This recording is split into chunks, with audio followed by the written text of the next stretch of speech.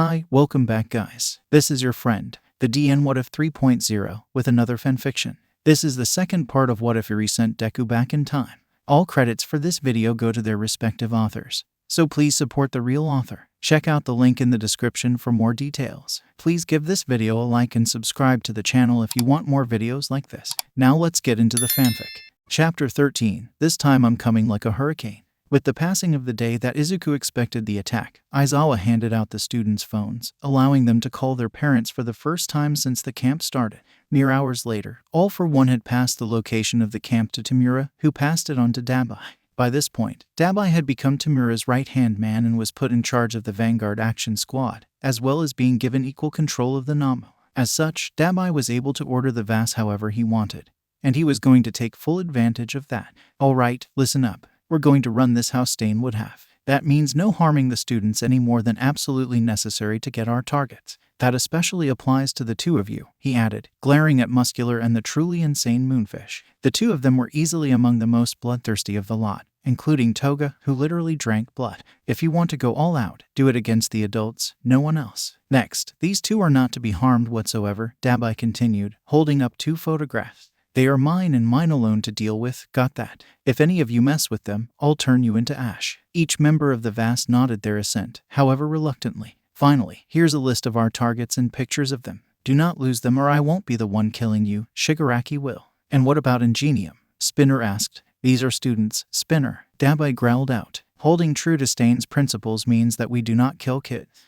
They are still learning what it means to be a hero, which means they can still change and grow into true heroes. Stain's principles are what we need to follow, not his madness. Camp continued to pass silently, with the only real excitement coming from three sources: Monoma's continued provocations against Mina's spying attempts and Izuku attempting to break through Koda's walls. 3 days passed like that until, on the final night of the summer camp, the Pussycats once again had the classes divide up, this time for a scavenger hunt through the forest. However, a mere 30 minutes into the hunt, purple smoke could be seen in the forest, as well as signs of a fire. Everyone in the forest, put your masks on now, Izuku called into the radio he was wearing. Momo had come up with the idea when he had privately explained that he was expecting the attack to come while they were separated. Izuku had been so proud of her for thinking of that when he had forgotten to, especially since it had shown yet again that she had the capability to be a leader. Then he was distracted as Ragdoll was covered in a red aura and dragged away. Magni once again threatened the Pussycat's life, only for Spinner to interrupt. When deciding if someone should live or die, we must be careful to abide by Stain's principles. And what principles are those? Izuku demanded. I've actually looked into what he said, and nothing makes sense. He held All Might up as the ultimate hero, yet everything he complained about, All Might did as well. Stain even attacked those who did nothing that he complained about. I counted at least 6 heroes that Stain killed who, by his own reasoning, did nothing wrong. Spinner froze at that. He thought back at those that Stain had attacked and paled, realizing that, as much as he hated to admit it, the young hero was right. What did All Might do that made him different? There are so many All Might endorsements that he doubted even the hero knew what all carried his name.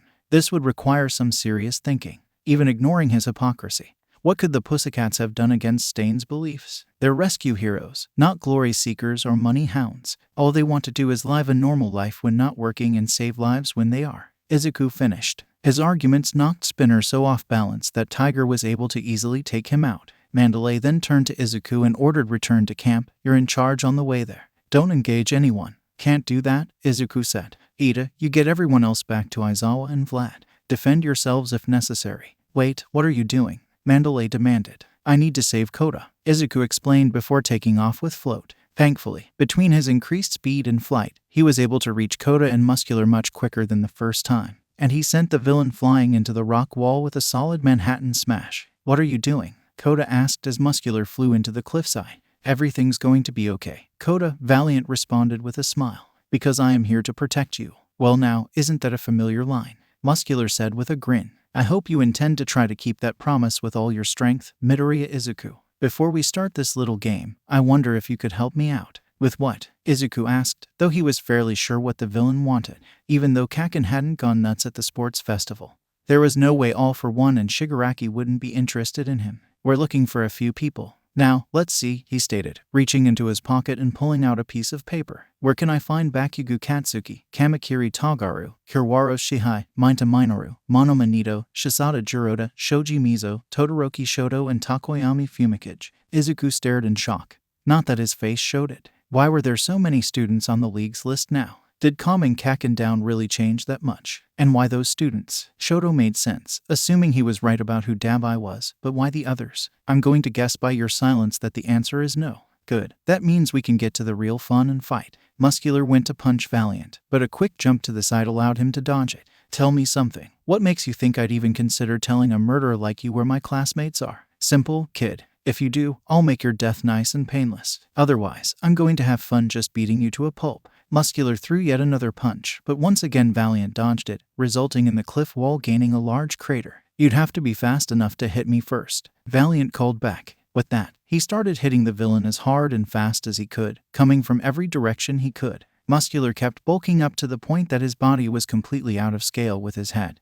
But even Koda could tell that he just wasn't fast enough to keep up with Midoriya.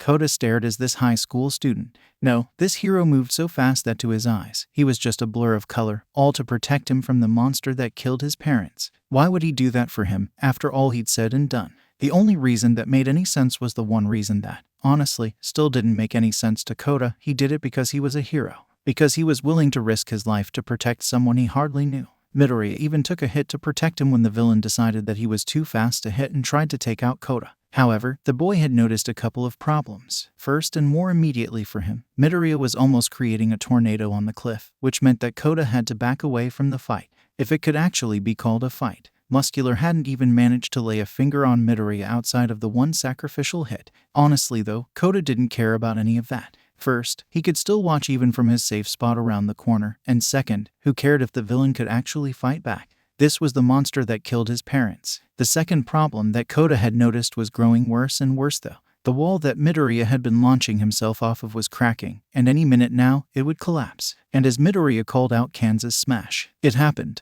The entire wall collapsed, starting a rock slide that overwhelmed the villain, sending him tumbling to the valley below. Koda cried out in fear that his hero had gone down as well, only to realize that Midoriya was flying. Sorry, Koda, I don't think you're going to be able to come up here anymore unless you're willing to let Pixie Bob know about it.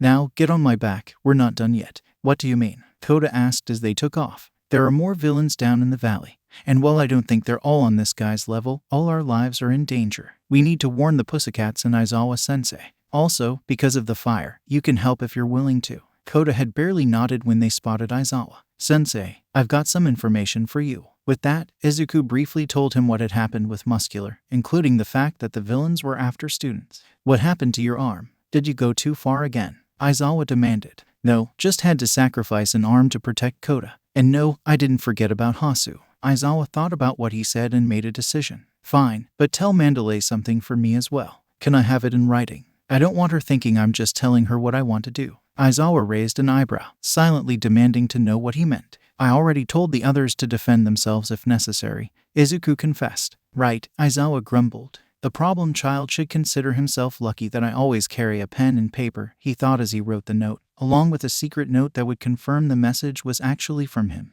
No more than 30 seconds later, Izuku took down Spinner and destroyed his weapon. With that done, Izuku delivered his messages. Mandalay, Koda's safe and with Aizawa-sensei. Ragdoll, I need you to tell me where Katsuki and Shoto are. Also, I have 2 messages for Mandalay to send out. First, he delivered Aizawa's handwritten message, which Mandalay didn't want to believe, but the message referenced a case that no one outside of the Pussycats and Eraserhead knew about. Then Izuku handed her the second message, and Mandalay's eyes rose in shock. No wonder Aizawa was so insistent on the students defending themselves. Classes NB. By orders of Eraserhead, you are hereby permitted to fight back against the villains. Use your training. Also, the villains are targeting you students. Bakugo Katsuki, Kamakiri Tagaru, Kirwaro Shihai, Mainta Minoru, Monoma Nito, Shisada Jiroda, Shoji Mizo, Todoroki Shoto and Takoyami Fumikage, all of you are targets. Avoid combat, stick to a group and get back to camp as quickly as possible. While the message was being sent out,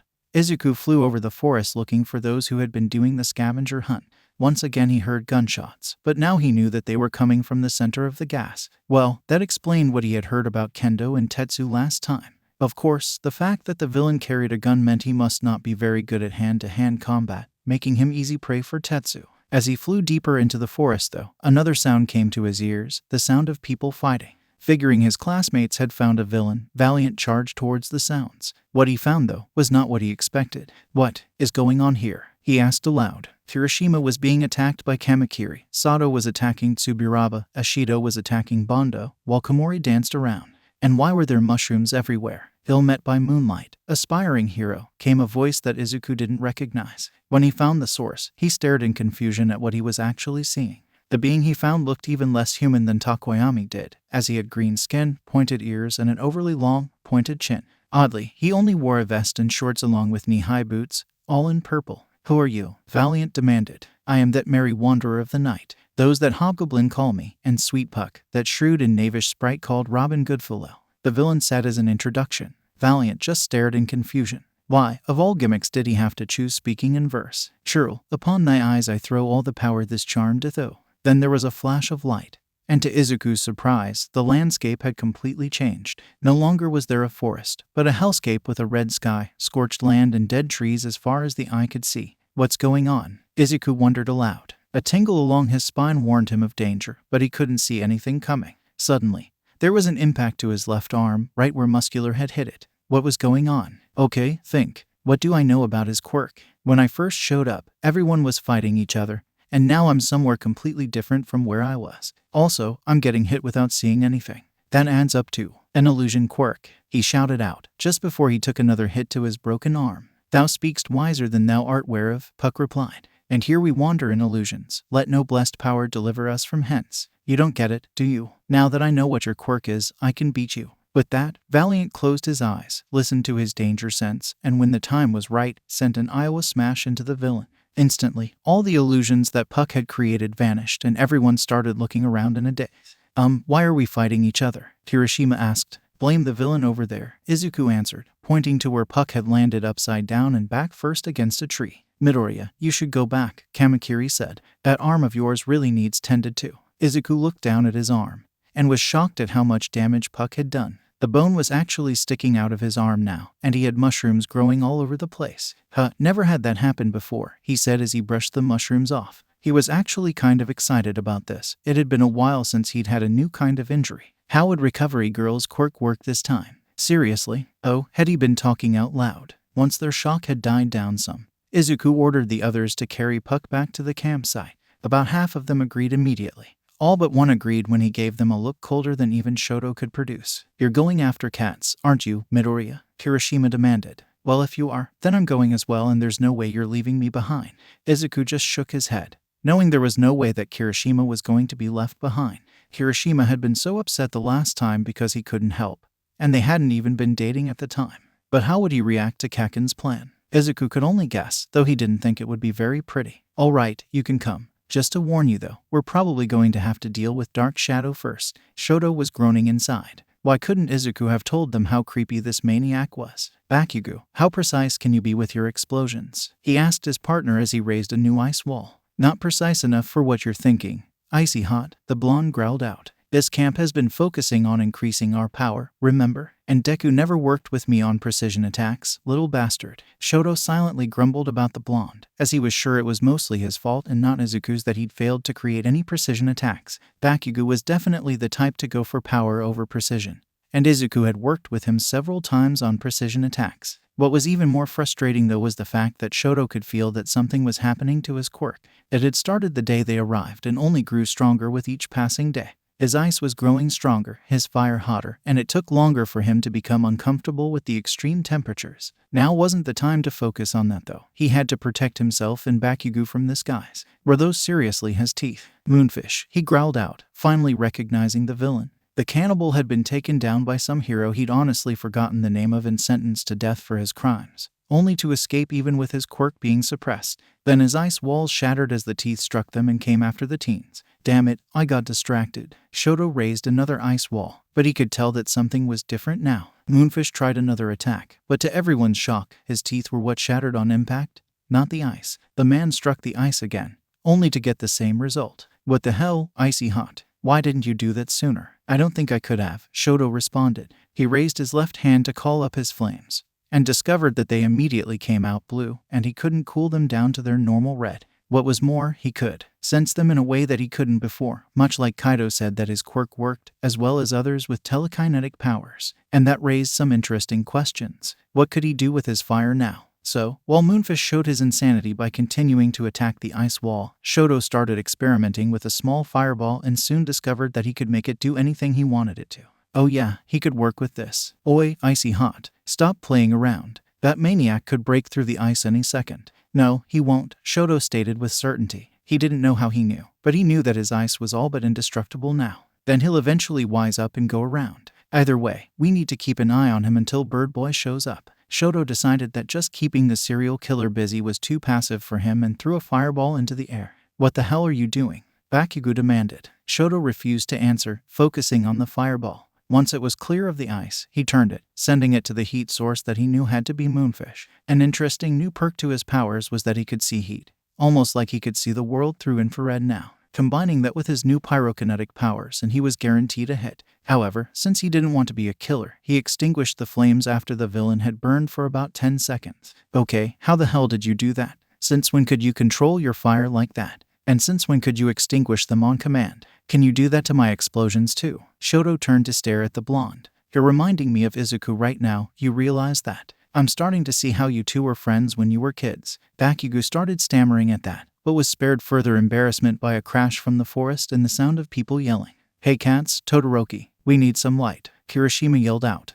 That's different from the first time, Bakugo said, creating a series of small but constant explosions. Well, he did pass the test this time, Shoto explained as he lit his arm up. Besides, he is your boyfriend. I'd have been more surprised if he didn't come. Once everything had calmed down, Takoyami attempted to apologize for losing control of Dark Shadow. Shut up, Izuku interrupted. It's not your fault. Anyone might have lost control in similar circumstances.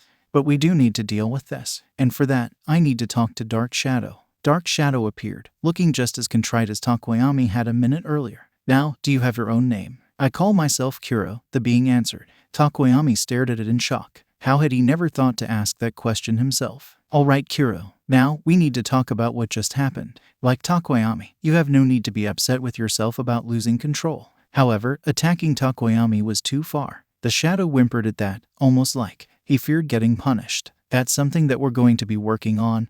Understand? You need to be able to work with Takoyami no matter how enraged the two of you are. But that will need to wait. Can you maintain control for the rest of the night? Kuro nodded and prepared to defend his partner and Takoyami's friends. In the meantime, Izuku had contacted Momo and confirmed that almost everyone had made it safely back to the base camp, and that she had placed a tracker on a Namu that had been beaten back by Kaibara-sen and showed a Nyaranjiki of the only ones missing now were his group, Uraraka and Tsu, who should be fighting Toga, considering how similar things were playing out. Right, as far as we know, the Pussycats are still fighting the League in the clearing, so the safest route is to cut straight through the forest. Is that an actual strategy, or based on your knowledge of the future? Kirishima asked. Pure strategy, because the first time, they had attacked us on our third night during the test of courage and Puck wasn't a member. Not to mention we all had a harder time against the League. Now, do you want to argue more, or should we head back? Kirishima and the others nodded.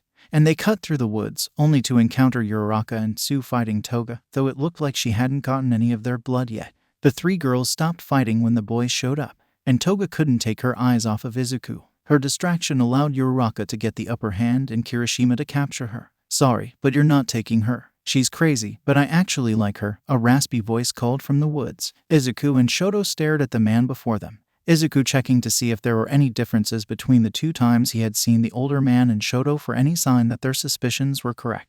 The older man though only had eyes for one person. Tell the old man that the day of reckoning is coming, and he shall pay for his sins. Mr. Compress, it's time to go. With that, he raised a wall of flames and the two villains escaped. Wait, Mr. Compress. Izuku and Shoto whirled around to look at their group, only to realize that Shoji, Takoyami, and Bakugo were all missing. You bastard, Izuku yelled at the masked villain. Now, I'm only doing my job. No need to throw insults around, Compress called back. At the rendezvous point for the Vanguard Action Squad, Dabi was dealing with the craziness that was Twice. The dual personality was such a pain in the ass to deal with, yet it was also charming in its own way. He was a little disappointed that Toga had only gotten the blood of 2 people, but it could have been worse. He was also a little worried about Toga. What kind of person could she have fallen for out here? Then a rushing sound came at them, and Compress crashed to the ground with Kirishima and his baby brother on top of him, while Midoriya crashed on top of Twice's arm. Twice cried out in pain, before he started laughing of all things. Twice, get it together, Dabi said. We need to get out of here. My arm, it hurts, but even though it hurts, I'm not disappearing. Dabi, I couldn't be better if I tried. Heroes, it's time for you to learn just how good I am with my quirk. With that, Twice started making copies of himself, something that Dabi and Shigaraki had learned that he said he would never do. What the hell happened? Wait, compress. Dabi sent a wave of fire at the two heroes, only to be surprised when his fire seemed to just disappear a few feet from the trio. Sorry, but fire's not going to work against me any longer, Shoto called out, his left hand raised as if he'd been blocking the fire. Dabi stared at his little brother in shock. Since when could he do that? The old man couldn't do that, so how could he? Kirishima, keep compress under control, Shoto ordered. The redhead nodded, and Shoto came charging at Dabi. Then, to Dabi's surprise, Shoto cut the two of them off from the rest with his eyes. Hello, Nai-san, Shoto stated. You could have warned me that you were coming today, you know. Now where's the fun in that? Dabi asked. How did you even find me, little brother? And since when could you control fire like that? Finding you, well, that's a bit of a story, but let's just say that Midoriya has some interesting contacts. For the fire, that's new. Do you like it? He asked, showing his new, blue flames. Your quirk awakened. Baby brother, I'm extremely impressed. But we need to get back to our real lives. With that, the brothers melted out of Shoto's igloo. Dabi stared at the results of the fight. Twice still had a small squad of copies, but Valiant was easily defeating them. Toga had been knocked out, with another copy of Twice holding her. The Namu was gone, probably through Kirigiri's portal. Compress, though, was still held down by Red Riot, so Dabi sent another wave of flames at the young hero.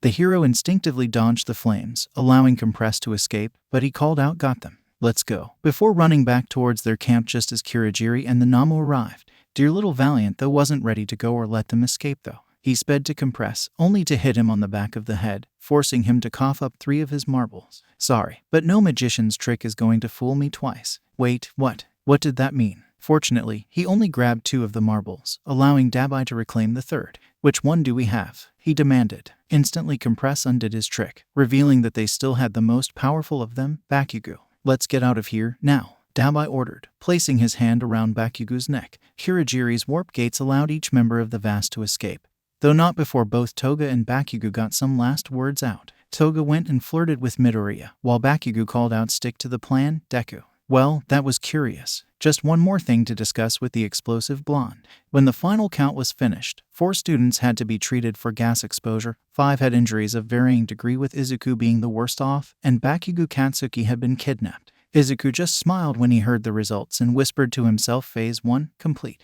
Honestly, that could have hardly gone better. Around the nation, word had spread of Bakugo Katsuki's kidnapping by the League of Villains, and one group was already planning to take advantage of it. The storm has come, the masked man stated. Prepare for it to break. You know what to do. Yes, sir, his 9 most loyal stated. What they couldn't know was that their actions would shake the entire nation. 2 days after the attack, Kirishima called a meeting of 1 at Takoba Beach. Izuku smiled at the text, knowing exactly what it was going to be about. Everyone else, on the other hand, was shocked when the redhead gestured to Momo. With the assistance of a waste from Class B, I attached a transceiver device to the Namu that showed up. I created a tracker and gave it to Detective Tsukachi yesterday. If you want, I can make another so you can go after Bakugo. You would dare go against everything our teachers have taught us? Ida demanded, his mind flashing back to Hasu. We can't get involved. We need to leave this to the professionals. How can I? Kirishima demanded. My boyfriend was kidnapped by villains and I was unable to stop it. How can I call myself a man, let alone a hero, if I do nothing now? Wait, let me get this straight, Ashido said. Yaomomo intends to create another tracker for a device that's on a Namu, and you think it will let you save Bakugo? I understand how you feel, Kirishima, Shoji stated, but this is no time to let our emotions get the better of us. However, I would like to hear Midoriya's thoughts on this, especially considering Bakugo's last words. We're all shocked about Bakugo's kidnapping, but we have to think about this calmly, rationally. Your feelings don't matter, or your intentions. If you go out there to fight, knowing you're breaking the rules, then your actions are those of villains, not heroes, Sue argued. We'd be vigilantes, not villains, Izuku countered. And I'd rather be a vigilante with a clean conscience than a hero who can stand by and let innocents die because the rules say don't get involved. That was a rule he'd come up with after leaving Eri at the advice of Mirio. He'd been so brokenhearted at it that he vowed never to let something like that happen again, not on his watch. He turned to the others, looking each of them in the eyes before continuing. If that's something you're not comfortable with, then you can leave, because there is nothing that will stop me from doing what I know is right, no matter the opposition or what the rules say. Sue was the first to leave, followed closely by Ada, who was practically steaming in rage at Izuku's words. Everyone else just stayed put, waiting to hear what he would say next. Okay, to answer Shoji's question, this is the plan. We knew that the League would want to attack the training camp. We just didn't know for certain when they would do so. We also knew that they would want to capture at least one of us, so Kaken decided to let himself be taken.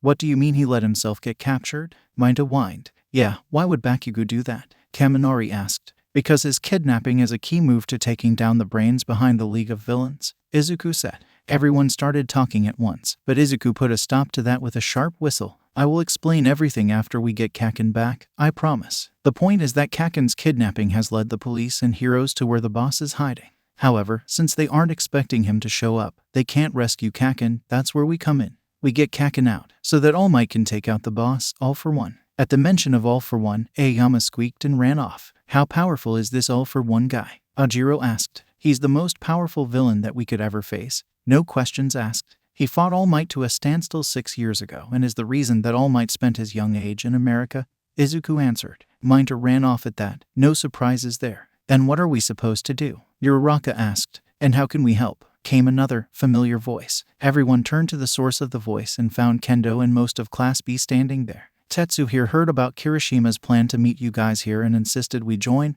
Kendo explained. So, how can we help? Are you guys up for some vigilante work? Izuku asked. Every member of B there gave their assent, causing a smile to show up on Izuku's face. Right then, to rescue Kaken, I just need Momo, Shoto and Kirishima to join me. Kendo, I want you to pick out the classmates that are best suited for rescue work. I want teams D, R, S, and M to join them. Momo, where's the tracker pointing us? To a location near Tokyo Bay in Yokohama, Kamino Ward to be exact, Momo answered. Oh, and you realize that you included everyone in the rescue work, right? Izuku stared at her. I did. Oh, well then, everyone get ready. Kendo, you will lead the rescue group close to the coordinates, but I don't want you getting there until at least an hour after we do, preferably 2. Momo, once Kaken's been recovered, I want you to join them and help Kendo lead the rescue team. Just so you know, this is going to be a clash of the titans, so you need to stay safe until All for One is defeated. Will do, Valiant, Kendo responded, before naming off the classmates she wanted to join her. All of you, get your costumes on. If we're going to be helping people, we should be wearing our costumes. I need to speak to you in private. Dabi looked up at the speaker and wasn't surprised at seeing who was asking. Right, Kurogiri, send us to my usual place, and no listening in. You're letting him join you? Kurogiri asked in shock. The scarred man wouldn't even let him or Shigaraki join him, so why Spinner and why now? Just do it or I'll burn this place down. Kurogiri grumbled, but did as he asked and allowed Dabi and Spinner through. Dabi took a deep breath of the fresh air before turning to face the other vigilante. Where are we? Spinner asked. Fuji, about halfway up the mountain and halfway between the Yashida and Subashiri trails. It's pretty peaceful here, and I like coming up here to think. Now, what's up, Spinner? Spinner hesitated before answering. You seem to be the only one here who is actually as devoted to Stain as I am, so I hope that you can help me with something. Let me guess, Midoriya said something, right? The reptilian vigilante stared at him in shock. Trust me, based on everything I've heard about him, that was the most logical explanation. So, what exactly did he say that you need to talk to me about? He asked me about Stain's principles, and essentially how I could follow a hypocrite. Dabi chuckled. Yeah, sounds like him all right. He likes challenging our views on heroes. As I told the others, how we hold true to Stain is that we follow his actual ideals, not how he acted. Unfortunately, that means we need to take our time, because we need to see who actually acts like heroes and who is actually just in it for the money or the glory. What do you mean? Spinner asked. Let's go with an example. 2 heroes, each with fire powers. One proclaims that he fights for the people. One says he's only in it for the money. Going off what Stain said, it should be obvious who is the false hero, right? Spinner nodded, but he realized where Dabi was going. But there's more to learn if one starts digging, right? Bingo. The true hero doesn't care about property damage or collateral damage, and worse, he abuses his wife and children. The one who says he wants to get rich though, well, most of his hero work is the kind of stuff you'd only hear about in human interest stories. He gives his money away to the homeless, or to someone who can't pay their rent. He catches enough villains to make money, but doesn't go out of his way to find and fight them. He's also kind enough to take a hurt kid angry at the world and show him that not all heroes are hiding something. At the last part, Dabi had become almost wistful, as if he were reminiscing. That inspired Spinner to make his leap of faith. You're one of the first heroes abused children, and the second helped you after you escaped. Who are they? The real hero was called Phoenix, and he was one of Stain's purged heroes from 3 years ago. My father, well, I'm sure I don't need to tell you who he is. Spinner shook his head. No, his father was quite famous, and no words needed to be said to show he knew exactly who Dabi really was. The four of them actually had to dodge midnight and snipe when they boarded the train. Thankfully, the two pros were delayed by the civilians, who easily recognized them even though they were out of costume. The group of vigilantes immediately knew what must have happened to cause the teachers to show up. Ada had squealed on them. With any luck, though, the rescue team wouldn't have to worry about that. So, Midoriya, how much of the future do you actually know? Momo asked about half an hour later. Izuku looked at the two people who didn't know the truth yet and gave them a straight answer for once. Enough to know that we don't need the disguises you're thinking about getting. The League has no idea that we're coming, or at least they shouldn't. And why didn't you have me put a tracker on Bakugo if him getting kidnapped was part of the plan? Because All for One has a teleporting quirk, and that will allow him to bring Kakin from the League's current HQ to him, and he is in a Namu factory. A Namu factory, the other three whispered in shock. You'd left that little fact out before, Shoto complained. It's not important, Izuku said. Mount Lady destroys it, or at least part of it tonight. Just to be on the safe side though, I would like it if you created some small explosives for us, Momo. It's probably not the only place Nomus can be found, but taking out as many as possible can only be a good thing, right? Momo agreed, and Izuku bought her some snacks to make it up to her. By the time they arrived at Kamino, they had a bag containing more than a dozen shaped explosives. They left the train at Shin Takashima Station, and were immediately greeted by its UA. Momo turned to give Izuku a dirty look, but he only pointed up at the Jumbotron and the newscast being shown there. We'd like to apologize, Aizawa started. A recent incident has allowed harm to come to 10 first-year heroes, and we staff were ill-prepared.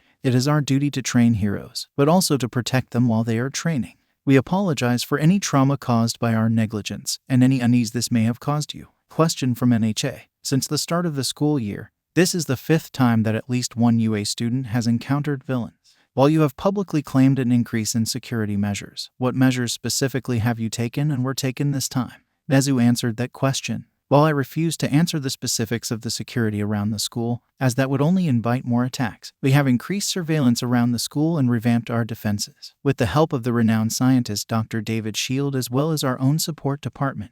For this occurrence, only the teachers directly involved and myself knew exactly where the students would be beforehand, and all the students had their phones confiscated for the first few days of the trip. There are no computer records of the trip, and all discussions were privately held between the three of us and the wild pussycats. We honestly aren't sure how the villains discovered the camp. Izuku smiled, knowing that things truly had changed now. Rather than look on UA with suspicion and treating them like villains, the press were supportive of UA, and it was clear looking at the crowd that they stood by UA as well. This was a very good sign. Imai Sakura, I'm with the Tama Tokyo Nippo, so I hate to ask this, but I must. You claim to act with the students' safety in mind. Yet you told them to fight at the training camp, putting them in grave danger. Why did you do that? Because of all the potential outcomes. And knowing that the villains had come specifically to kidnap at least one of them, allowing them to defend themselves was the best possible choice. When compared to the worst possible outcome, there was no question about what should have been done, Aizawa stated.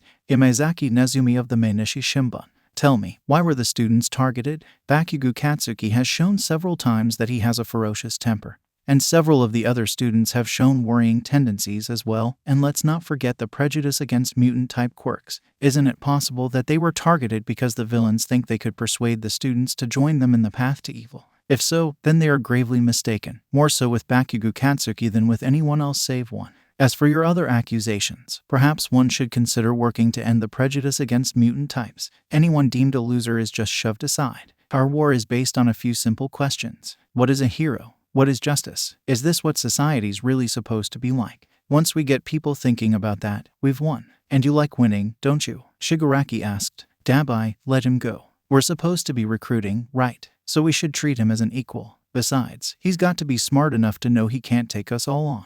All right, but I think this is a horrible idea, Shigaraki, Dabi stated. The others started up their recruitment speech while the fireball unshackled Katsuki. You guys give some pretty good speeches, you know that, he stated as he rubbed his wrists. I'm sure all of you have grievances. Some of them might even be legitimate like Gecko over there or Fireball. But let's get one thing straight. You guys aren't calling the shots here, not even your bosses. We have been for weeks now. Your magnet guy fell easily, and he didn't even succeed in corrupting Dr. Shield and kidnapping me. Well, that was a part of the plan that I was happy to volunteer for. What are you going on about? Circus asked. What's wrong? Not obvious enough for you pea-brains? I was bait, and you took me in hook, line, and sinker. My kidnapping is the final push needed to get the police and the heroes to find you all and take you down.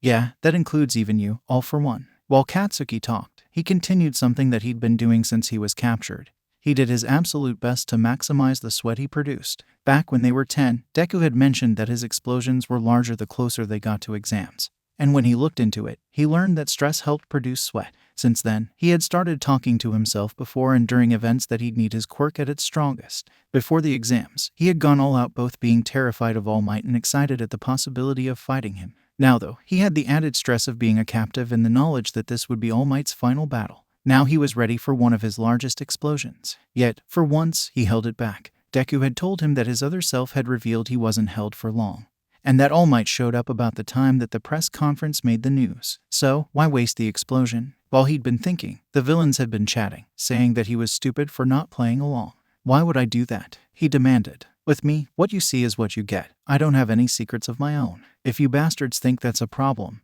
then so be it. I will only ever be myself, and I am a hero. With that, the Hands bastard called on his master for help. A wise decision, Shigaraki Tamura. The four friends had just arrived at the Namu factory and were quick to discover the window that they had the first time. With some aid from Kirishima acting as his eyes, Izuku started tossing the shaped charges at the Namu tanks. Just as they finished, Kirishima asked what's going on, while pointing at a truck that was rising into the air. Mount Lady, Izuku answered with a smile. Momo, prepare to detonate. The second that Mount Lady put her foot down, every Namu tank exploded. The Namu are dead, Best Jeanist reported. It appears that their tanks detonated on impact. The four students shared a grin, until an overwhelming presence made itself known. The presence further made itself known by a massive explosion, one far greater than Mount Lady had been able to accomplish. The presence was so overwhelming, in fact, that only Izuku himself was able to withstand it, and that only because he'd been there before. And as he expected, he soon heard the voice of Kaken. Good. Then as soon as he started to fight back, this would all be over for them. Katsuki stared at the clash of the titans happening before him. Even with Deku's explanation of who All for One was, he was still shocked to see just how powerful he was, to be able to not only match but to throw back All Might. Good God. But now he could understand how this guy ruled the underworld for so long. Now, all he needed to do was fight back, and Deku along with Ige would be there to get him out. But first, it was time to do something a little reckless. Hey, All for One, about that offer of yours, I have an answer for you. Oh, and what is your answer? Kaken gave one of his signature grins before raising his hands and unleashing his largest explosion ever, all aimed directly at the villain. He didn't expect the blast to do much to the villain, and he was proven correct. That was a poor decision, Bakugo Katsuki, All for One said as the smoke cleared. The blast had barely even damaged his suit, leaving it only slightly torn and burned in places. Tamura, teach this boy a lesson about what happens to those who deny a generous offer. With that, the symbol of evil turned back to All Might. Katsuki turned to face the League of Villains, only to be surprised when the Hands bastard appeared behind him. You heard what my master said. Besides, can you imagine the look on All Might's face when he realizes that he couldn't even save all of you? Katsuki spun around, only for Shigaraki to grab his upper arm, and he could only scream in pain in response. Izuku paled when he heard Kaken's scream after the explosion. Kirishima turned just as pale, while Shoto stared at him in shock. What the hell had happened? It didn't matter though, they had no time to waste. Grab onto me, now, he ordered, using the same tone he did when he had to take control of their exercises at UA. Momo grabbed one of his arms, while Kirishima grabbed the other and Shoto held him under his arms. With his friends secure, he took off and flew out to Kaken, ignoring the shock that both Momo and Kirishima expressed. But the shock at what they found was even greater. Katsuki, of all people, was on his knees, but when they looked closer, they all saw why. His left arm was lying on the ground, with only a stump left connected to his shoulder. Shigaraki had removed Kaken's arm. Shigaraki had removed Kaken's arm. Shigaraki had disintegrated Kaken's arm. It took every ounce of control Izuku had to not kill Shigaraki at that moment. Fortunately, the pressure of Momo and Kirishima's hands as well as Shoto's continued hug kept him calm enough that he didn't try flying off to kill Shigaraki. Kirishima let go long enough to grab Kaken before returning, allowing them to fly off again, and for All Might to truly defeat All for One. Are you sure we should be here? WhatIf asked. If that blast is anything to go by, this is going to be the biggest fight in the history of supers. How long until you trust my quirk, Yuma? This is where we need to be. Nowhere else, Tanaka Kimura responded. Once we get the story, we'll move on. Just then, several kids landed right in front of the duo, and all of them were easily recognizable as UA first years. What was most shocking though was that one of them, the former hostage Bakugo Katsuki, was missing an arm. Todoroki quickly cauterized it, while Valiant ordered Momo, give him whatever medical treatment you can, then meet up with the others. They'll be needed soon. 380 nodded and ran off, apparently to meet with the others that Valiant had mentioned, probably other members of the Overcomers. "Excuse me, Valiant, but can I get an interview?" Kima asked, just as the entire crowd gasped in shock. The small group of heroes and reporters turned to discover that All Might had nearly been thrown into a helicopter, only for it to be saved by Gran Torino. "How did you rescue Ground Zero? And do you know anything about this villain that All Might is fighting?" "We will, just as soon as things have calmed down, Miss Tanaka," Valiant responded. "We won't tell you everything, but you can have your story. Right now, All Might is more important." "Yes, of course," Kima agreed. While this story would be important, she knew that was even more so. Just then, another blast came from the villain, and when the dust cleared, everyone stared in shock. None were more shocked, though, than Red Riot himself. "Midoriya, why did All Might turn into Toshinori-sensei?" "Wait, what? Class knew about this skinny version of All Might?" Not now." Bakugo had his remaining hand on Kirishima's shoulder, apparently to get him to calm down. The redhead nodded and they all turned to the fight. Toshinori smiled, knowing that so far, everything was going according to plan, outside of young Bakugo's injury, that is. He only hoped that Dave and Melissa could help the boy out. Young Bakugo certainly had a future as a pro hero, and he didn't want to see that potential lost. "I'm surprised. All Might, I honestly expected you to look worse after our fight. What kept your will to live so strong after my defeat?" "No matter, the public now knows the truth. I hope you're not too ashamed. You may strip away my secrets, but you can't touch my spirit, all for one. So long as that remains, then I will always be the symbol of peace." Then came the action that Toshi had been waiting for. The symbol of evil revealed Tamura's identity, and he laughed in the villain's face. "You think I didn't know that? Did you think yourself clever giving him your name? One of my students suspected something immediately, and we found out what happened to my master's family, including the fact that Tenko went missing around the time that his family disintegrated. He may be my master's grandson, but it is our choices, not our heritage, that makes us who we are, and he has chosen to become a villain. For that, I will destroy you." For once, All for One was surprised. His shock lasted long enough for the other heroes to show up and rescue the wounded Best Jeanist as well as civilians who hadn't been evacuated before they had attacked the villains. However, the symbol of evil wasn't going to take that lying down. He combined 13 different quirks to create a limb so massively distorted, only he could have possibly used it. "I wasn't certain until we exchanged blows, but that confirmed my suspicions. You no longer possess one for all. No, what you're using are just embers, the last sparks of a dying flame that you've already passed on. I don't even need to blow to put them out. They're dying on their own, and you're speeding it on its way every time you use it. Midoriya Izuku. He's the current wielder, the boy you passed it on to. Did you even know he'd come here tonight? You have no control over him at all. You've failed as a hero and a teacher." Their fists clashed, and once again, the villain used impact recoil to force All Might to take the pain of the blow all on himself. He was willing to take it, though. This was nothing compared to what Izuku himself had gone through because of his poor training and teaching skills the first time.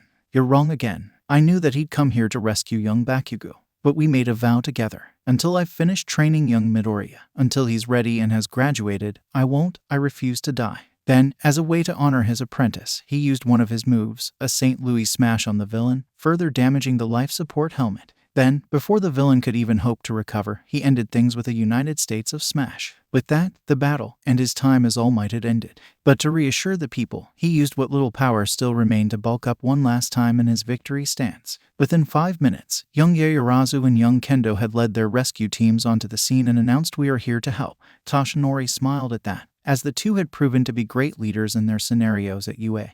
And when others tried to stop the students, he stood up for them. "I gave them permission to come and help, so leave them alone." He stayed long enough for the dawn to finally arrive, and a reporter to show up with a camera. He turned halfway away from the camera and pointed towards it. Now it's your turn," he stated, knowing that his successor would be watching. Now it's your turn." In response to All Might's final words, Midoriya Izuku raised his hand to mimic his mentor's victory stance, a sign that he accepted the burden that was now on him. Beside him, Todoroki Shoto, Kirishima Ijiro and Bakugo Katsuki also raised their hands, showing their support for their classmate, stating for those who noticed that the overcomers stood as one. Iuma was quick to take a photo, making sure to do it in such a way that Valiant looked like he was in the center of the group. "What a fight," Kima stated before turning back to the students. "Now, let's talk about what happened." 3 of the students turned to look at Midoriya, who just gave them a look. The group held a silent discussion that finally ended with Midoriya turning back to the reporters. "We're fine with that, but in a more private location. But Kirishima's going to take Kaken to a hospital first."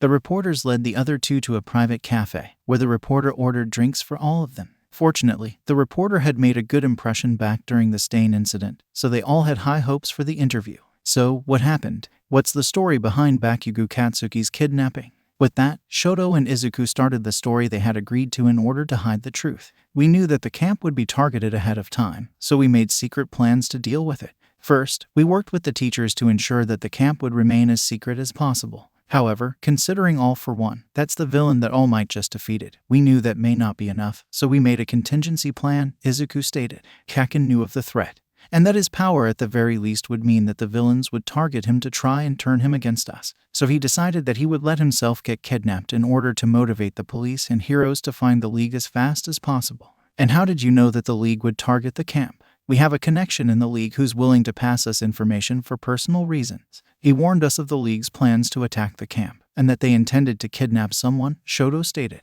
So you have a spy and you didn't tell the UA teachers? My contact has problems with at least some heroes. So no, we didn't tell them, Shoto continued. The duo then explained the full story of what happened at the camp, and how Momo provided them the opportunity to rescue Bakugo while All Might dealt with All for One. Izuku even filled them in on how All Might and All for One had fought before 6 years earlier, with All Might believing he had killed the villain while receiving a dangerous wound. We know it was vigilantism, but Izuku put it best. Better to be a vigilante with a clean conscience than a hero who can let others die because the rules say you can't get involved. And what happened to Bakugo Katsuki while he was kidnapped? I'll take over from here, guys, Kirishima stated, taking a free chair. First, Katz is at the hospital right now. Not much they can do about his arm, but other than that he'll be fine. With that, he then told the reporters what happened to the explosive student, including how the villains had tried to recruit him and how he'd lost his arm. He's honestly hoping that a support item will help him manage without the arm, Kirishima explained. Tanaka Kima nodded. With how powerful the boy was, she certainly hoped he'd stick with being a hero. He could honestly become even more of an inspiration now than he had before. Well, I think that's enough facts for at least one story. I only have one more question to ask. Do you have a message for the people worried about the future now? Valiant nodded before answering.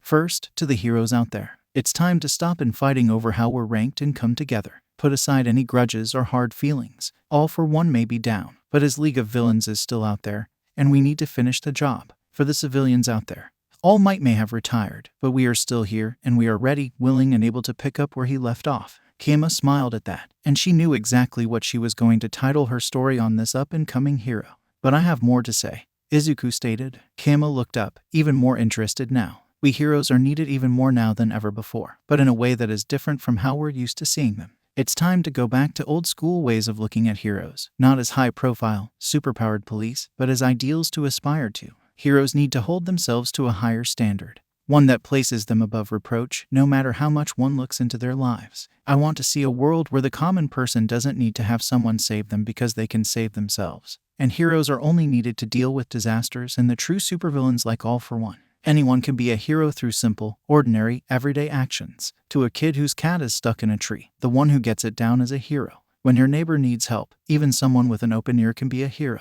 Offer help to those who need it instead of thinking that a hero will come by and help them, because we heroes are only human and we can't be everywhere at once. Wait, so you agree with Stain? Kima asked in shock. Stain's words weren't entirely wrong, but his actions absolutely were. A hero shouldn't be judged by their motives, but by their actions. Are they willing to risk their lives to save even one more person? Will they face an overwhelming threat to protect others? That is what makes a true hero. Kima nodded, now even more certain that her conclusion had been decided. As if we didn't have enough problems on our hands. Now we have this, Kishimoto Kazuko stated. The president of the Hero Public Safety Commission was glaring at the front page story on the Tama Tokyo Nippo with the title Symbol of Hope. All Might as a symbol of peace was bad, but we could deal with it and control it, she continued. But this, we need to shut this kid down, now. The only thing worse than a paragon is a young paragon. And it's even worse if they go on a crusade. Why are you so worried? Sujihara Hisoka asked. You said it yourself, he's a young paragon. We have plenty of things to tarnish his views, except he's already dealt with at least some of them. Yakoyama Izanagi complained. He was one of the ones who fought Stain, and the bastard approved of him. Worse, he probably knows about the Todoroki situation, and was the one responsible for Endeavor's arrest. He turned back to the paper and started reading a portion of the article out loud. But the end of the age of All Might, our symbol of peace, what we need most is hope for the future. Of all the heroes in this newest generation, I believe that no one embodies that hope more than Midoriya Izuku. The can-do hero, Valiant is our symbol of hope. He threw the paper down in disgust. Such views are more dangerous than anything we've seen since these mutants first appeared last century. Everyone in the room agreed to that sentiment. What no one, not even the Diet, Prime Minister or Emperor knew was that the Hero Public Safety Commission was and always had been run by the quirkless, specifically those who were prejudiced against quirks. Their members were in the same vein as the weapons manufacturer Bolivar Trask, businesswoman Zhao Chen, and politicians like William Stryker, Robert Kelly, and Jim Jaspers. They, as well as other like-minded groups, had been doing their best to keep the heroes from doing the best they can. They were the ones to suggest heroes getting sponsored, leading to corruption, and they were the ones who introduced the hero billboard chart in order to increase competition and bad feelings between heroes. They subtly supported villains wherever possible, and some of them were not born quirkless but willingly gave their quirks to all for one. They had even managed to corrupt the morals of many heroes by getting them focused on the greater good over actually saving people. All of that to keep them under control and to keep the average person from seeing them as true heroes, saviors, and examples to live up to.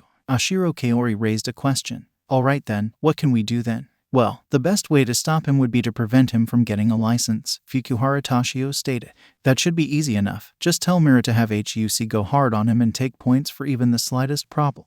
If we need more, then we can tell the participants from the other schools that whoever defeats him in the first round will automatically pass. Should that fail, though I doubt it will, we should subtly influence who he joins, Yokoyama suggested. UAS current Big 3 is led by Mirio Tagata, who works for Sasaki Murai, All Might's only sidekick. He has completely bought our view on heroes and could influence the boy. And if that doesn't work, Kishimoto demanded. There's always him, Sujihara Yuichi suggested coldly. The others knew who he was talking about and considered the suggestion, while the man in question was currently in Tartarus. He had been such a great threat that only All Might could take him down, something that had certainly fueled Endeavor's rage. The only question was how to get him out of the prison. We'll keep the idea in mind, Kishimoto stated. For now, how is Project Rewind going? Nanaka Akiko spoke up there. Chisaki has the girl back and thanks to Tengai, we've given him enough funds to resume his research. Unfortunately, she had been under the protection of All Might and his friend, Tsukachi, and not only is the detective impossible to buy, but so is everyone else connected to them. As a result, we have no research to send to him, so all the progress he makes will have to be from where he left off. How long until he gets a permanent erasure drug? Oshiro asked. Impossible to say. Even he has no idea when it will be ready, Nanaka answered. Whatever he needs, give it to him, Kishimoto ordered. He may be a mutant, but he has the right ideas about how to deal with this disease. And what about Humorize? Fukuhara asked. Give them any information you can that will help them, but nothing more. I want the people to be on our side when it comes to quirks and begging for rewind once Chisaki finishes it. The day after the interview, Izuku and Toshinori met up at their beach again. And Toshinori talked Izuku into trying to talk to his mother again while Aizawa, Vlad, and Nezu talked to the parents about everyone moving into the dorms. No one foresaw any problems from that though, as UAS reputation was as high as ever. A side effect of the visit meant that the duo could also talk to the Bakugus about the dorm. The first talk didn't go so well, as Inko refused to even talk to them unless Izuku was willing to quit UA. Bakugo Mitsuki, on the other hand, only had 2 questions. Is there anything that could have been done to save Kat's arm? No, Auntie, not unless Kaken was a completely different person, Izuku answered honestly. And do you believe that he can still be a hero short an arm? Ma'am, I lived with the injury that forced me to retire for 6 years. Your son is one of the students that I see the greatest potential in. I'm certain that this loss will only encourage him to grow even stronger, Toshi stated.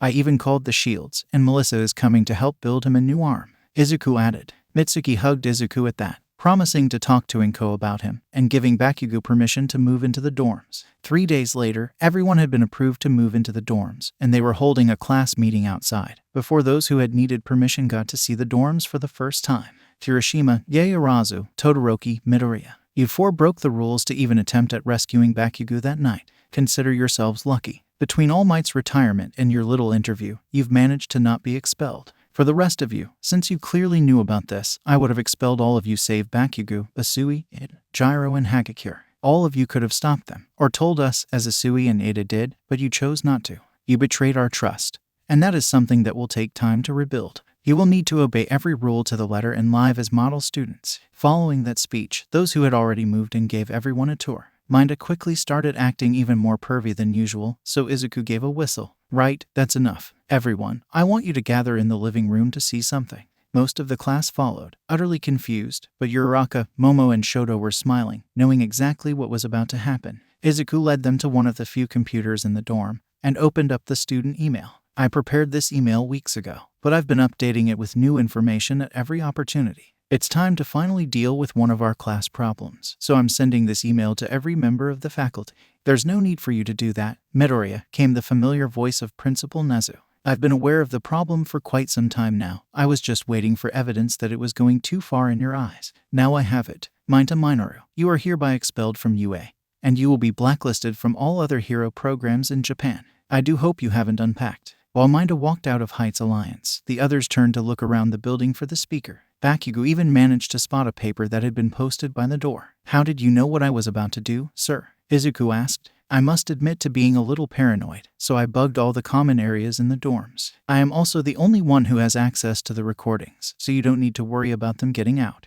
Oh, and please don't try to find them. There's only one student in UA right now that could find them, and I'm not telling you who it is. Izuku could only shake his head. You really are a paranoid little mustelid, aren't you? Well then, sir, you should probably listen into our next meeting tomorrow morning. What's happening tomorrow morning? Sato asked. You guys wanted the truth about me, right? Well, you're going to get it after breakfast. Today is about us moving in and resting. Anything stressful can be saved for tomorrow. I would be happy to join you, Midoriya. I'll see you then. With that settled, everyone started the process of moving in, with those who already had helping the rest. When it was done, the girls once again proposed the best room contest, which Izuku approved of with one condition. If anyone wants to opt out, they're allowed to. No one is allowed to force themselves in, or even allowed to look without permission. Everyone quickly agreed, with Tokoyami immediately opting out, followed by Ojiro and Bakugo. Most of the rooms were the same, with only Momo and Izuku's having changed. Momo had sent her bed back after 2 weeks, opting for a much smaller one in a similar style while increasing her library. Izuku's, on the other hand, still showed off a lot of his All Might merch, but with a bookcase for his now 24 hero analysis notebooks, and one entire side was dedicated to his plans for 1A. What? I'm a proud fanboy, and I need to write some of my ideas down so I remember them for later. That's our class rep, the girls said with a smile. In the end, since Sato was actually still mixing up the cake this time, Shoto won the contest easily. Everyone went to bed, though Izuku felt off like he'd forgotten something that was supposed to happen after the contest. He shrugged it off and fell asleep, looking forward to removing his burdens at last. The next morning, everyone gathered for their first breakfast in the dorms, and as one would expect, the air was full of anticipation and tension. Everyone wanted to know the truth about Midoriya Izuku, and wondered how it would affect the class going forward. After a simple breakfast of rice, onigiri and natto, everyone gathered in the common living area to hear what he had to say. Well, everyone except for Momo, who put several pots of tea on, knowing that they would be needed. But before they could actually start, even with the tea completed, they were interrupted by a knock at the door. Izuku had an idea as to who was there and went to open the door. Toshinori-sensei, Principal Nezu, welcome. Young Midoriya, I do hope we're not too late, Toshi said as he walked in, the principal on his shoulder. On the contrary, you're just in time, Izuku said with a smile. As soon as the two had taken seats, Izuku sat next to Shoto, the younger boy, giving him a smile as he did so. Now, where do you want to start? Let's start with what your quirk actually is, Shiro said. Because last I checked, power doesn't allow a person to fly. Jumping great distances, sure, but I've seen you floating in midair. Depends on the power, doesn't it? Toshi-sensei asked with a smile. I should probably answer this question, actually. Wait, why would you be better, sir? Hagakure asked. Because young Midoriya inherited my quirk, just as I inherited it from my master, a sacred duty like the Olympic torch. Our quirk is called One for All, and it was born of 2 quirks, the power to pass on power and a power accumulation quirk. One person improves the power, and it continues to grow as it's passed along. It is this cultivated power that allows us to save those in need of a hero, the truth behind our strength. The principal here knew about One for All and suggested that I come here to find a successor, but I found young Midoriya before I even started. His ability to fly is part of One for All, as that was my mentor's quirk. So, who could see into the future? Kaminari asked. No one. That's actually the side effect of someone using their quirk on me, Izuku stated. The only quirks I've gained from One for All are Float and Danger Sense, which is how I beat Puck back at camp. You lied to us, Tsu interrupted. Izuku stared at her, confused. What about? Because I've only told a couple of lies, and I don't remember telling one to all of you. You told us you didn't have the same quirk as All Might back before the USJ.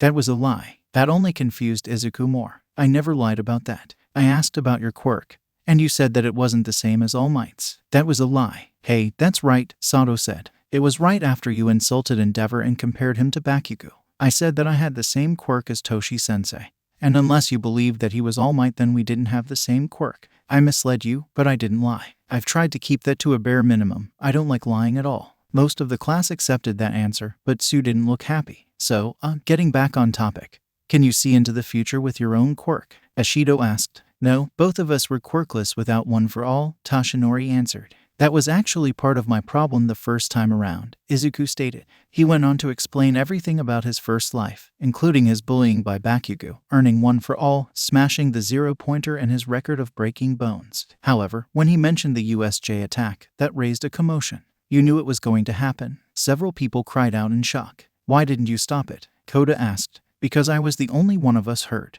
And both Aizawa and All Might said that facing the villains that day helped us. It gave us a taste of what we'd be facing. If more of us had been hurt, then I would have tried something to warn Nezu, or All Might or somebody. But because I was the only one hurt, then I didn't see a point in doing so. Oh, and before you ask, yes, I knew about the attack on the camp, but I talked to All Might about it, and I was the one responsible for Aizawa taking our phones, which delayed the attack, didn't it? Momo realized. You were expecting the attack on our third day, during the test of courage. That's why you had Ragdoll double-checked the area. What about my brother? Did you know he was going to be attacked? Ida demanded. Yes, and I anonymously warned him about staying. It even helped some, because the first time your brother almost died and was confined to a wheelchair, Izuku countered, barely restraining his anger at his friend. A simple touch from Shoto helped calm him back down, and he resumed his story, telling them how badly Aizawa had been injured at the USJ the first time, the sports festival, staying, how the camp went down the first time, and the provisional licensing exam.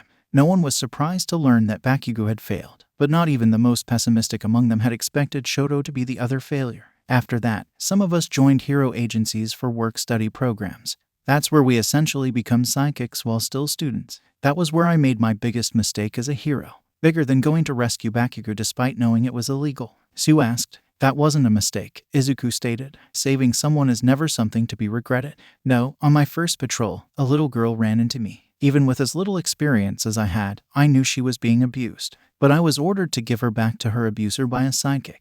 Izuku broke into tears before admitting I had her in my arms and I let her go. I didn't just fail to save her. I actively chose not to save her, because it was against the rules. Because her abuser was the target of the boss investigation, I wasn't allowed to save her. I can never forgive myself for that. This time, All Might joined Shoto in giving the Greenette the hug he so desperately needed. Once his tears had stopped, Kaminari asked, so, how does that fit into you? Coming back, I guess. Izuku explained that, while occasionally sniffling. A few days later, my boss had a meeting with other agencies, including 2 that had some of us working there. There, he revealed that, thanks to Kirishima, they had learned her abuser was using her blood to create a drug that could destroy quirks. The next 2 weeks were spent trying to find her, and when we did, we launched an all-out assault against the Yakuza holding her. Eri, the little girl, as it turns out, doesn't have a quirk that erases quirks but rewinds the body to a pre-quirk state. Or at least, that's how the Yakuza were using her blood. Her potential to rewind someone is almost limitless. So when I finally got to her during the raid,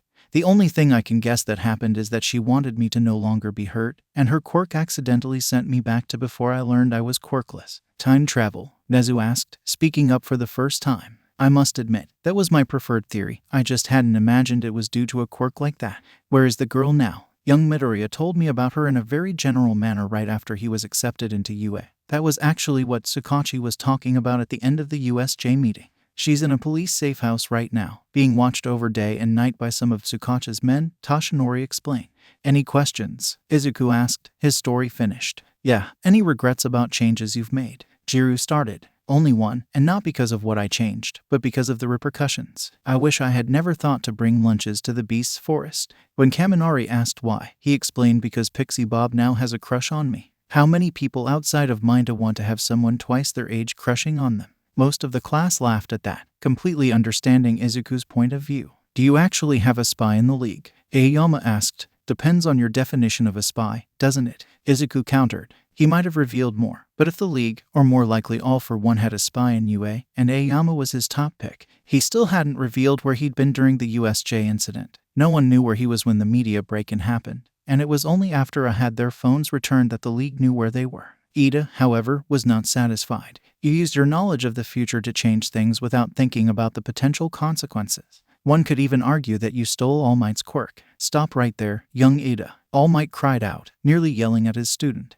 I have known young Midoriya was from the future since the sports festival. and I will not have you passing judgment on the young man I chose of my own free will to be my successor. Time and again he has proven himself to be a model young hero, and I could not be prouder of him. Only I have the right to demand he give up one for all, and I will never do that. I won't argue with you, sir, but the point is that Midoriya has been acting recklessly, too recklessly for a class representative. I suggest that we hold a new election to choose our representative. Ida, what do you think you're doing? Uraraka demanded. She may have been upset with Izuku for keeping such a big secret from them, but she liked having him as their rep. He was a good friend first, a leader second, and that was something that had earned everyone's respect as a result. Now Ida was betraying him. For what? Midoriya shocked her and everyone else with his response. I'm willing to step down if that's what the majority of you want. I've kept enough secrets that I can understand if you don't trust me any longer. I'll even leave the room while you vote. Everyone looked at Ida and realized that there was no way he was going to back down until he got his election, so they agreed. Wait, before you go, I have a question, Uraraka started. Izuku simply nodded, giving her the go-ahead to ask. Why didn't you tell us before? For the class in general, to make sure that all for one didn't find out before he was arrested. You and Ida though, you never once asked me a question about my quirk or how I knew so much about the future, so I never told you. Shoto and Kaken on the other hand did ask, so I told them after the sports festival. Wait, so that's how you knew to volunteer to be kidnapped? Kirishima asked. Yeah, Deku had made it pretty clear how important it was. And we guessed that my kidnapping the first time is why the heroes moved so quickly. If it helped All Might, I was up for anything. Hell, I had to talk the dumbass into it. But why did you tell them and not us? Uraraka asked. Again, you didn't ask any questions. They did, and they insisted on answers. Anything else? Izuku asked. When no others came up, he walked out the door with Toshinori and Nezu so they could talk in private. Momo opened the door 5 minutes later to find that Izuku and Nezu were deep in discussion about the nature of heroism and how to instill it in the students. We're ready for you. As soon as they were inside, Momo made the announcement. As I am the vice representative, I was chosen as the official vote counter. The results for the vote on whether or not to replace Midoriya Izuku as class representative are as follows. 2 in favor of replacement, 2 abstentions, and 14 in support of Midoriya. The class cheered at the results, only to be interrupted by the sound of music. Whoa, it's all right. Everything will be all right. Whoa, it's all right. Everybody now we're here. What's that? Jiro asked. I like it. It's an old song called Merry Go Round by Man with a Mission, Toshinori explained. They were a popular group back in the day. The conversation about Izuku's ringtone stopped just in time for them to hear Izuku's side of the call. Hi, detective, how are things? Could you say that again? Because I thought I heard you say that you lost her. What do you mean that's what you said? You promised me that you had officers you trusted watching her at all times. I understand that All for One in the league were a big deal, but couldn't you have left some you trusted with her? Couldn't you have borrowed a few locals to deal with the villains? Fine, but don't expect me to trust you with her again. This time she's staying with me. No, I don't know where she is, but I bet I know where she will be. Is there a problem, Midoriya? Nezu asked. The Shy Hasekai have her again. They lost her because Tsukachi didn't have enough men to watch her and strike against All for One. Izuku rushed up to his room, Shoto close behind him, and grabbed a pen and paper. Dear Murai Sasaki, I would like to inform you that as of the of September, I am officially resigning from my work-study program at the Night Eye Agency. While I am grateful for the opportunity you gave me, certain irreconcilable differences force me to write this letter. I hope the future bodes well for you. Sincerely yours, Midoriya Izuku. A resignation letter already. Are you certain you want to join them at all? Shoto asked. Night Eye is the only agency close enough to the Shy Hasekai's base that I could run into her. It's there, or else I could lose her again. Shoto nodded, and the two boys spent the rest of the day together, enjoying this period of quiet before they had to deal with the future. And, just to be clear, Aoyama was my main suspect even before the reveal, and honestly, it was just based on the USJ incident and his missing status. Well, that and his creepy outside-the-window act at the dorms. I didn't even put his flashback in the provisional license arc together until after the reveal. Second, some of you clearly weren't paying attention if you thought Eri could help Bakugo. I've been hinting towards Chisaki getting Eri back since the aftermath of Stain.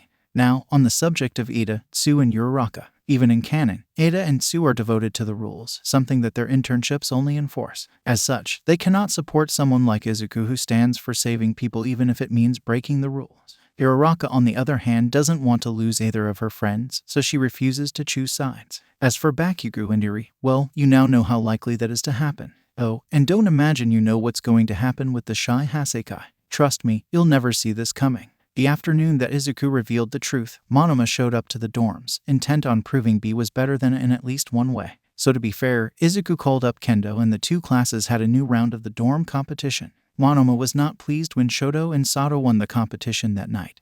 The third years held a welcoming party for their fellow students in the main hall, with Nezu's permission. They provided all of the food, thanks to lunch rush, and several methods of entertainment, including music and multiple party games. That last category proved troublesome for Class 1A. Among the games provided was a Family Feud-style hero trivia game.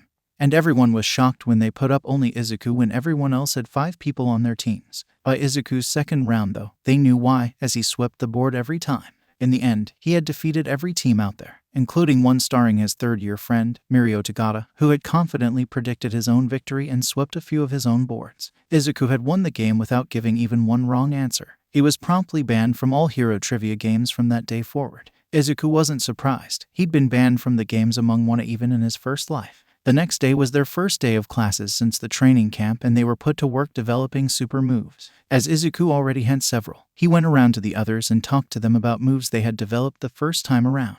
As he did so, he noticed that one person was conspicuously absent, Bakugo. Any idea where Kaken is? He asked Kirishima during a break in their work on Unbreakable. Yeah, he's off at the support department. He said that he met a crazy girl with some good ideas to help him out. Crazy girl? Oh, no, not her. Izuku rushed to the support department, but he was too late. What are you thinking with this? Are you trying to kill your clients? Came the very recognizable voice of Melissa Shield. If you put someone in this, the suit will try to break someone's back, and it might just do it. So I have some bugs to work out, so what? Hatsumai asked. It should be a point of professional pride that you don't have someone try out a piece of your equipment until it's free of bugs. Deku, why didn't you say you knew Gearhead? She's fantastic. I'm having her build me a new arm, Kaken explained. Wait, you like her? What am I saying? Of course you like her. She's crazy and obsessive. Why wouldn't you like her? Izuku complained. I called Melissa here so you wouldn't have to deal with Hatsum. Melissa, who had overheard the discussion, decided to step in there. Oh, don't worry, Izuku. She shows a lot of promise. I'm sure with my guidance we can create something that will help Katsuki and won't try kill him the first time he uses it. Unfortunately, their conversation caught Hatsum's attention and she rushed to them. So, what kind of baby are you here for? She asked while groping him to get an idea of his body type. However, Izuku had trained himself to react one way to unwanted groping, and Hatsum learned that the hard way when she was kicked into the ceiling. No upgrades, no babies at all from you. Turning back to Melissa, he asked why did you have to agree to work with her? That's the thing with support. We work for the client, not ourselves. Bakugo wants her working on his arm, so I'll work with her. But she did have a good question. Do you need anything? Nah, I'm good for now. I will definitely let you know if I do though, and I'd be willing to test your equipment. Class A's next rescue class showed that the cracks from Kamino had not been patched up. What happened out there? Toshi asked. That's got to be your worst rescue score since the sports festival. Usually you guys are all about teamwork, but this time it seemed like young Ada and young Asui were doing their own thing and the transport squad was directionless. Because we were, Ada stated.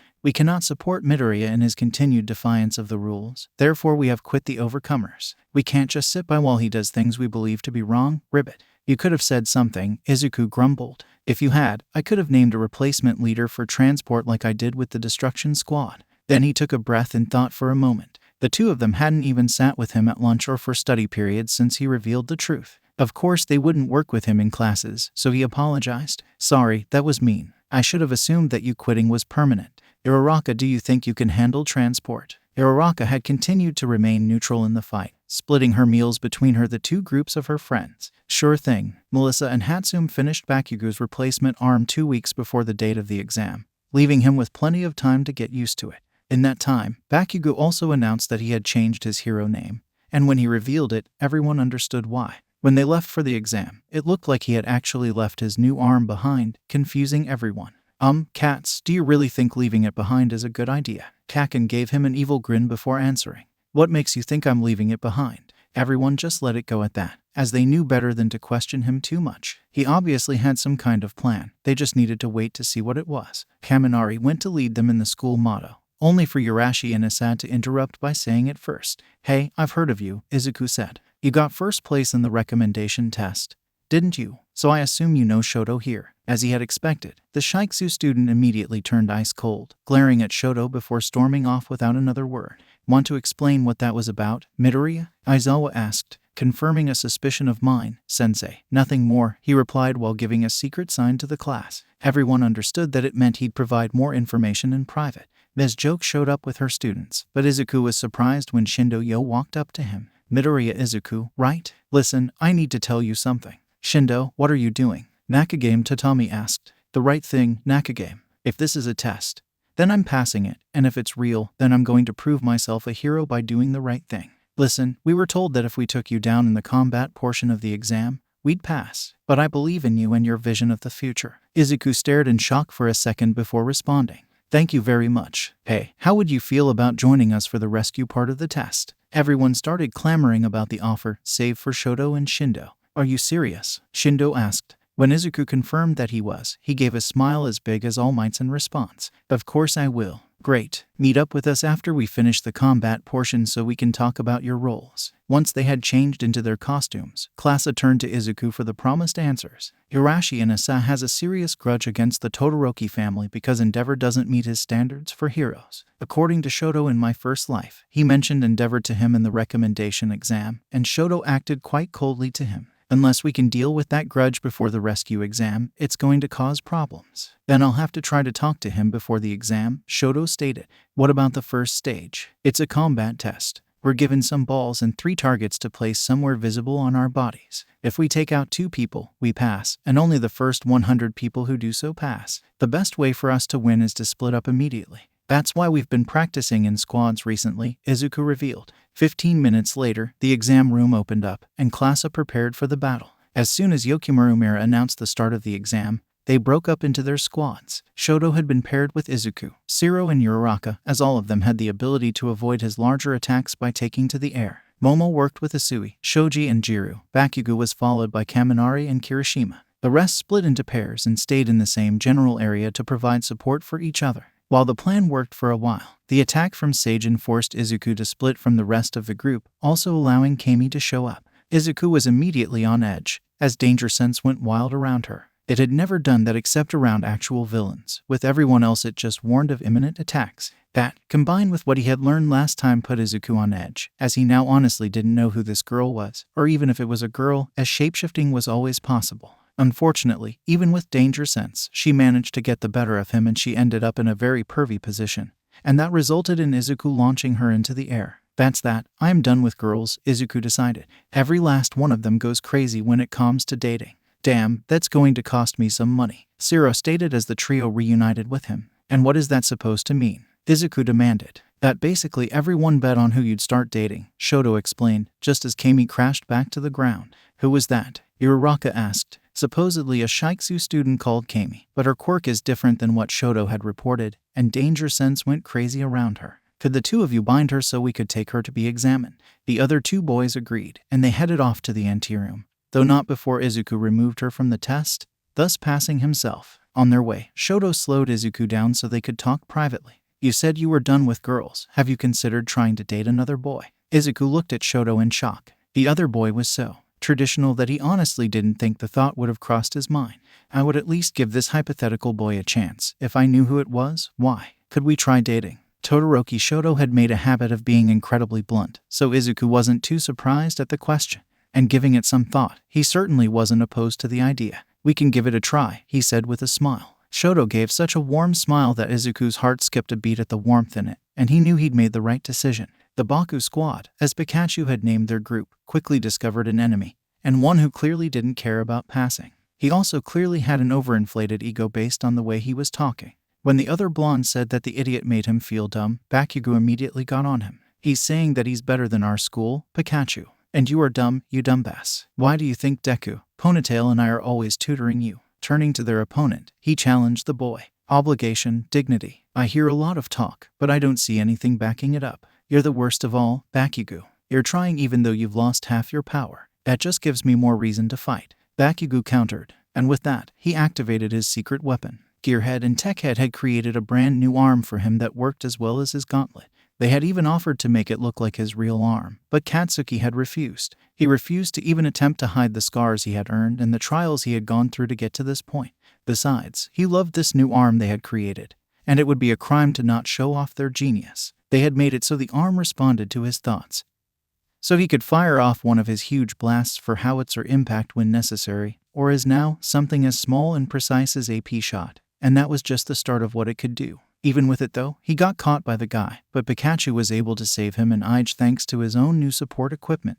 The three of them were able to easily take him and his other victims down. When the quartet entered the anteroom, Mora Nagamasa immediately saw what was going on and reported it to one of the officials. While they waited for the others, Shoto went to talk to Inasa, but the other boy refused to talk. Once the test was finished, they were immediately confronted by HPSC members. "Why did you bring a failed Shiksu student inside?" Yokimaru asked. "I hope it's not because you think you can force me to let her take the second part. No, I want Aizawa-sensei to come down and erase her quirk, because I believe a villain infiltrated the exams." "Please, a villain? The HPSC prides itself on security," Yokimaru claimed. "Excuse me, but why do you believe that she's a villain?" Mora demanded, intent on protecting his classmate. "What's her quirk?" "What? You heard me, what is her quirk?" Izuku insisted. Mora wasn't sure what to make of this most famous UA student, especially this strange demand, so he decided he needed to answer in order to get some answers. "It's called glamour. She breathes a mist that creates illusions. This girl shape shifted into one of my best friends, and when she changed back to herself, the illusion fell off like mud. Even Yurashi paled at that. And when Aizawa showed up, the Kami skin also fell like mud." Yokimaru screamed in shock at the revelation. "What? Toga Himeko of the League of Villains? How'd she get here?" The exam was paused long enough for them to take Toga into custody, with Mira escorting her out of the building. As they waited for the police though, he slipped her a small piece of metal that she easily hid inside her sleeve. She never arrived at the police station. And if you want an idea as to what Bakugo's new arm can do, just look at Geno's from One Punch Man, though he doesn't have the blades. While the HPSC was dealing with Toga, Izuku was going up to Inasa. The passionate wind user was excited to hear what the young celebrity had to say to him, until he opened his mouth. "I want you to deal with whatever problems you have with Todoroki Shoto, now." "And why should I?" Inasa growled out. His fellow Shiksu students stared at him in shock. They had never heard him act so cold before. His passion was so powerful that it infected everyone who was around him for too long. But this cold, it wasn't like him at all. "You listen here, Yurashi Inasa," Izuku growled out. "I don't care what you have against the Todorokis, but if you mess things up for my friend in the rescue portion of the test, then you will answer to me. Now either deal with your issues, or I will deal with you." Inasa was honestly impressed with the green-haired boy. The words may have been cold, but the fire in his eyes was beyond question. It almost made him question things. But one look at Todoroki and he froze over again. "You were the one who beat me in the race in the exam, right? I apologize for my response, but I am not on good terms with my father and outright hated him during the exam. You had compared me to him at a time I was trying to do everything I could to not be like him, and I took my frustration out on you. Would you be willing to at least call a truce for the exam?"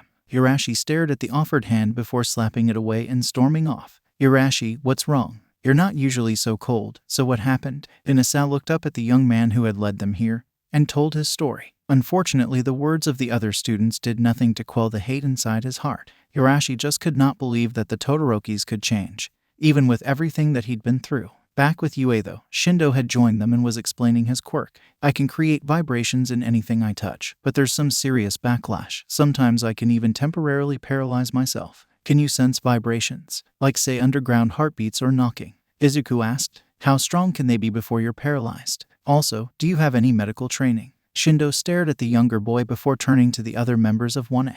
"Don't worry about it," Yaoyorozu stated. "Izuku's our quirk specialist. It's what makes him a tactical genius. Besides, it helps us know how you can best fit in." Shindo was a little relieved at that, but mostly confused about the fitting in part. "I can sense vibrations, but not as well as I'd like to. And it takes at least 3 tremoring earths before I'm paralyzed. And everyone gets basic first aid training in second year." "Good, then you're in our destruction, search, medic, and combat teams," Izuku stated. "You're what?" Shindo asked in shock. "What was this? I thought you knew about us," Momo asked. "We're a team, and we decided the best way to handle rescues was to divide our resources efficiently. For example, I'm the head of the medic team. Our job is to care for the wounded in any way we can. I'm head of the search team," Shoji stated. "Our job is to find the victims as quickly as possible. You're only our third member." "Destruction's my team," Kaken stated. "We clear an area for the medics, then remove and destroy any rubble possible to recover civilian. Combat is a secondary team. But if any villains show up while we're rescuing people, the combat team keeps them busy so the other teams can focus on rescue," Izuku stated. "Other teams?" Shindo asked. "I run transport. We take the civilians from the disaster to the medic team," Uraraka explained. Reinforcements mine, Kirishima stated. We find the areas that hold everything together and make sure they stay standing or hold them up ourselves. Almost everyone has multiple roles so they can shift between what's needed at the time. Shindo stared at one in shock. No one had ever come up with a system like that before. Even the pros basically did as they saw fit during rescues, doing what they could with little to no organization.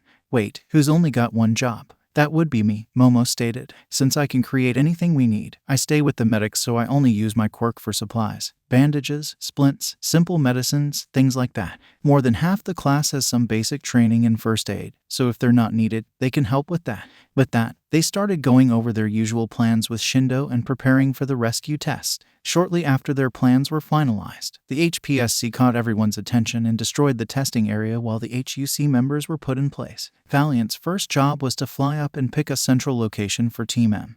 And as soon as he landed there, Ground Zero and Pinky cleared the area of debris while Creedy started setting up the area. As each pseudo-civilian was found, the first thing they heard was, "Don't worry, you're safe now because we are here." No matter whether they found one or a dozen people, the overcomers treated each of them individually, and with more care and respect than HUC had come to expect from hero students. As such, Sira Michai, Nakazawa Takara, and Furinji Hana got together in private to discuss things.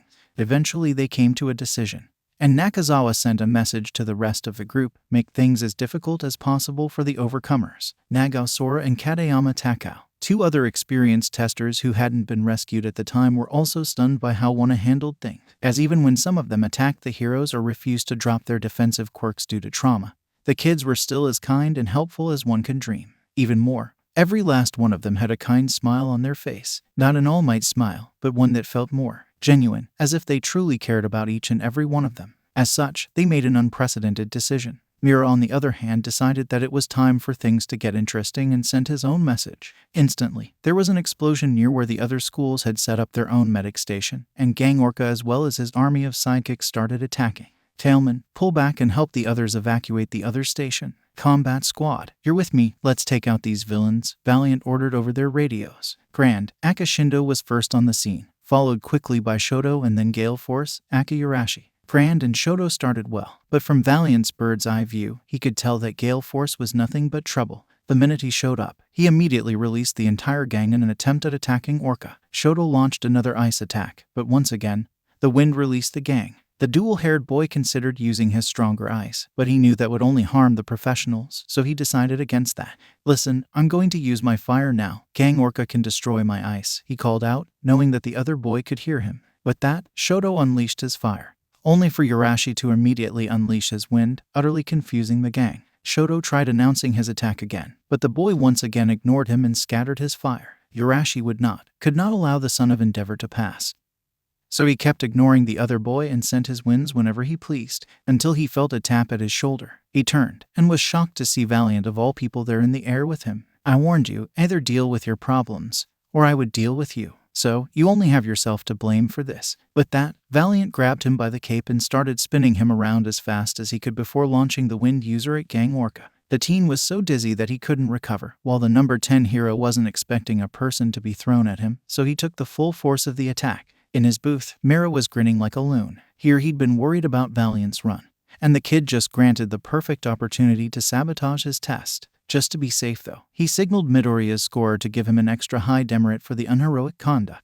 There was no way he was passing now. Down on the ground, Valiant was talking to Shoto. I knew he had a grudge, but I didn't think he'd go so far as to actually sabotage you. What's his problem? You're asking the wrong version of me, Izuku, Shoto answered. Then he noticed something and he warned his friend. Orca's getting back up. I'm going to pull my ultimate move. For the first time in this life, Izuku was just a little afraid of Shoto, as the other boy had developed only one ultimate move beyond his awakened abilities. Sure enough, the temperature in the area started dropping, and one by one, the gang started to freeze to the ground once again. Gang Orca, on the other hand, just ignored the temperature and kept moving, seeing as how he was resistant to the cold. The hero even taunted Shoto, but the bi-colored teen just kept dropping the temperature more. Finally, when the hero was a mere 20 feet away, Shoto called out Flash Freeze Heatwave and activated his fire as hot as he could. Orca's eyes went wide in shock, finally realizing what the boy was doing. Far too late. The Friedrich explosion was utterly devastating.